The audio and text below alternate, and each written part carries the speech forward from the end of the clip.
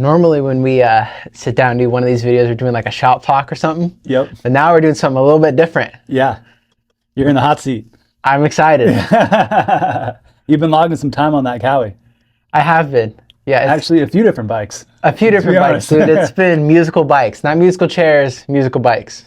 That's had to be fun though, man, because it really allows you to see the differences between each bikes and how much they stand out or how subtle they can be. For sure. Yeah, I'm very fortunate to just spend a lot of time on a lot of different bikes. Yeah. One of the reasons being is that I just feel very grateful for the amount of knowledge I'm gaining on each bike, what I like out of a bike, what each bike likes and doesn't like. So I'm just super excited to share some of the info that I've gained with you guys and as well as JB.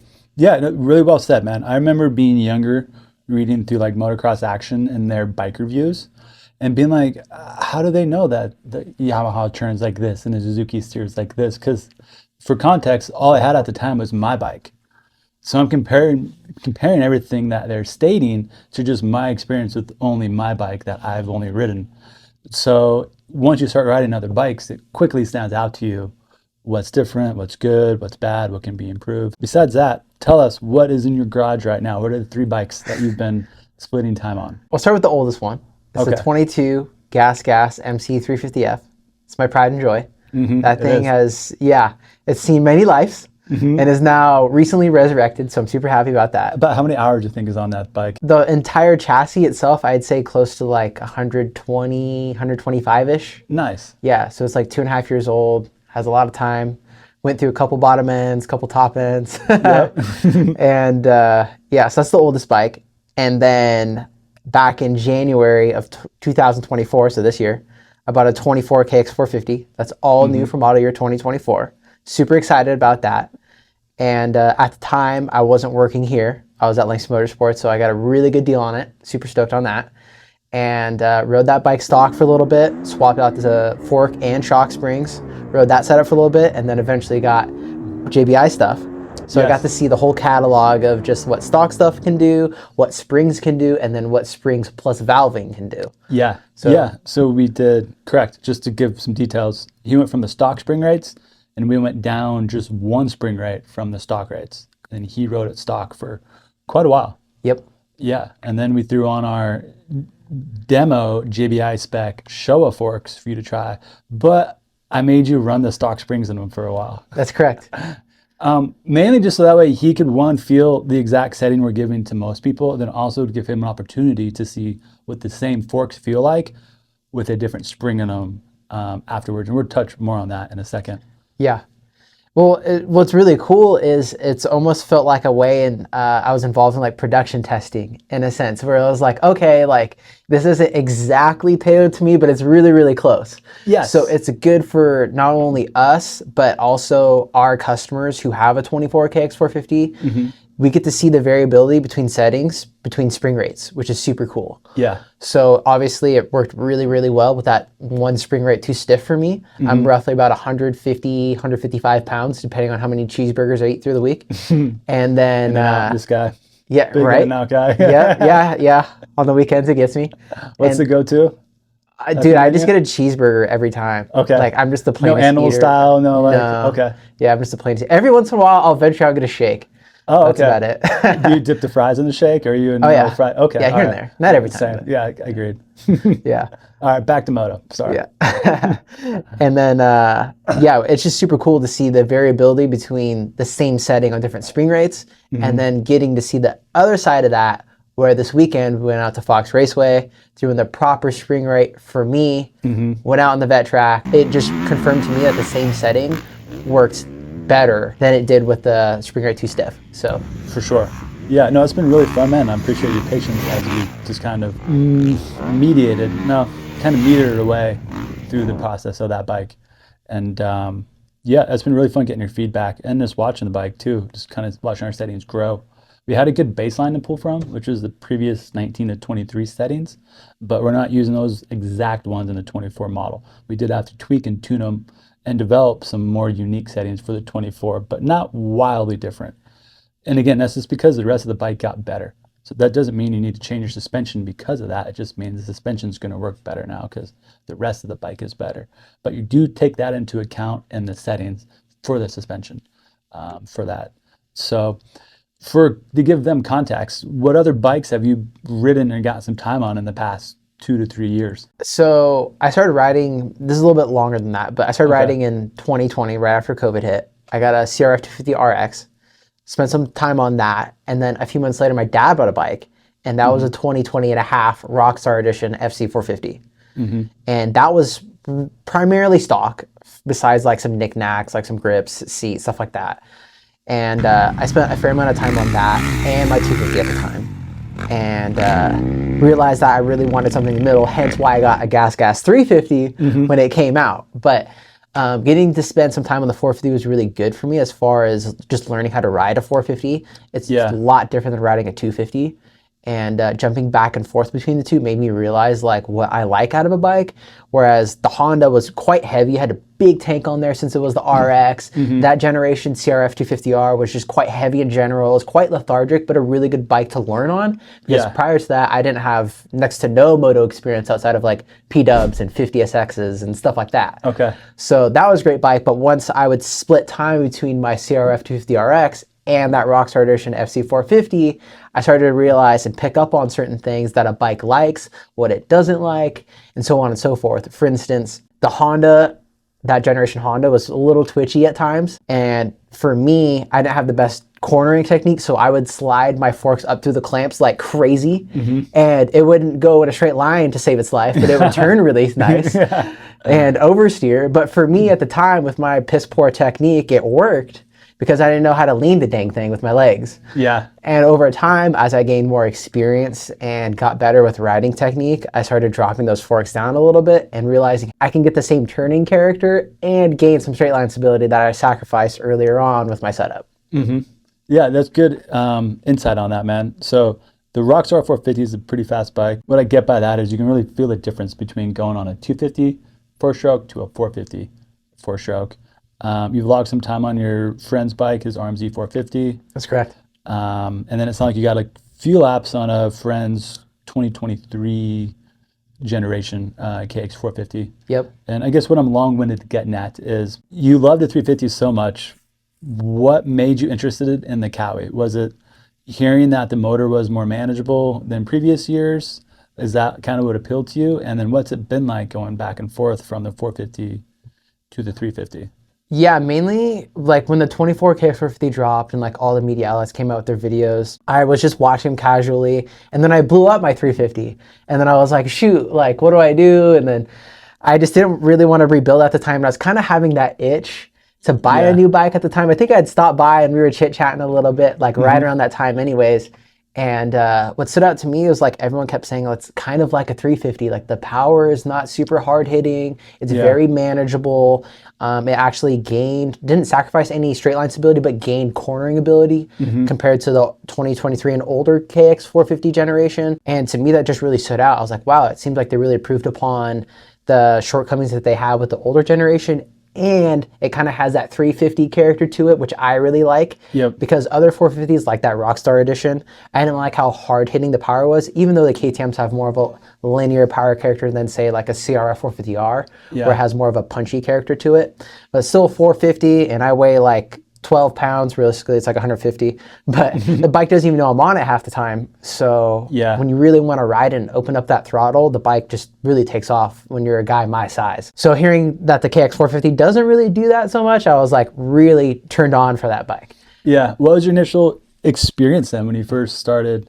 Maybe not your first ride, but like your second ride on the Kawi. Yeah. What were your expectations and how did the bike come up short or exceed that? The second time I rode it was at Fox Raceway. I think it had just dumped like the week of, so the track was a lot of acceleration chop, a lot of braking bumps. The bike was oversprung for me. Didn't have a lot of time on it, so I was kind of hanging on like a flag just flying through the wind. And yeah, it was a little difficult at first, but I feel like the more time I got on it and the more time I had to adapt to it, and I could adapt my riding style a little bit, just because the ergos of that bike are quite a bit different from what I was used to on my gas. Even on my gas, I did some things to tailor those ergonomics to my stature. Yeah. Where on the Cowie, I hopped on it bone stock, didn't really do much besides like set bar position, some levers, stuff like that. I couldn't get over this foot peg to seat ratio. It was just way too big for me. So I had to shave that seat down, got it good. And then as far as the suspension, I just went softer because it was just pretty stiff and oversprung for me. Yeah. What stands out, what I've experienced as a rider, is when you let off the gas on a 350 and go into a corner, the front forks work way better than when you do that on a 450. There's way less engine inertia, decompression braking happening. Did it take you a minute to kind of adapt your riding style to, one, get used to that? And then how much of the suspension help reduce that? Granted, I understand it's not going to eliminate it. We got two different motors and how they run. But was the suspension able to help kind of reduce that heaviness feeling that a four-stroke, a 450 can have when we get out the gas and try to coast into a corner with braking bumps? When I swapped out the stock forks with my proper spring rate and swap on our R&D forks, I was like, oh my gosh, like I can come into corners and charge a lot harder now because it doesn't feel like there's so much energy and weight transferred towards that front end. Yeah. And it starts to get busy up in the front. And there's one of the things that I personally struggle with on the KX450 was the front wanting to just push, like it just kept wanting to go out. Whereas when we swapped on our forks, I could hold a tighter line with the same amount of speed, aggression, intensity heading into the same corner, it felt like. Yeah. And it really just felt like that front end was glued to the ground, which is very confidence inspiring as a rider, which makes me want to ride harder. I'm having a lot more fun. I feel more safe out on the track as well. Just a much more pleasing experience riding that bike. And then on the other side of that, on big hits and big landings, coming up short on a jump, we have that our JBI Titanium Pro Perch in there, which has saved my butt a couple times. I think of Fox Raceway, they have a pretty unique quad out on the track, and I was testing the waters on that thing, and I just faced the landing one time, and that Pro Perch, it was, whew, yeah, it came in handy. Let's just say that. Oh man, yeah, that is a tricky quad from the looks of it. I've not done it myself, but if you come up a little short, it looks like you're in for a ride. Yeah, that's all really good info. How noticeable or how subtle was it going to the different spring rate when we went from our demo forks with the stock spring rates and then we put in the softer 49 kg spring rates? Yeah, it was quite a bit noticeable. I think after our first initial test with the one spring rate heavier and our R&D fork, you asked like, hey, like what's your feedback and this and that. I was like, dude, it's great. It just feels like it's riding a little too high in the travel. Like it didn't feel harsh for being a spring rate too stiff. For sure. And one of the things I was really curious about is swapping spring rates and going softer on spring rate gonna sacrifice anything like bottoming out character or initial hold up or anything like that. And it didn't feel that way. Like I've overshot and case jumps with the proper spring rate and our R&D forks, and it feels just as good, if not a little bit better in most areas of the track. Most notably on like smaller acceleration chop or braking bumps when you're entering a turn or exiting a turn on acceleration chop. The bike just feels quite a bit more supple on initial bump feel or contact with that front wheel, which is honestly night and day for me, because that's one of the things that, going again, when I was struggling with on the KX, is that front end pushing at times, and especially when there's a succession of bumps, that just makes it even way trickier. So having that a good front end feel with those forks is like everything for me. You well said. And I liked how you touched on the fact of how the front can affect the back, in the sense of that we knew we didn't have the proper spring rate in the forks and how it can make the bike ride a little choppered out. But a lot of times you do this, it's just to find out, let's get feedback from everybody. And we have a set of forks lying here, so why don't we just try it?